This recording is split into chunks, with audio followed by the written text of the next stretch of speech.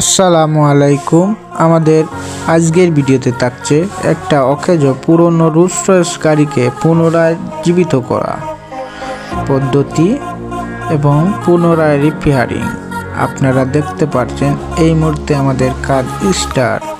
ভিডিওটা ভালো লাগলে লাইক এবং কমেন্ট এবং পাশে সাবস্ক্রাইব করে রাখবেন, যাতে পরবর্তী ভিডিওতে আপনাদের কাছে যায় এবং আপনারা দেখবেন, ভালো একটা কমেন্ট করবেন।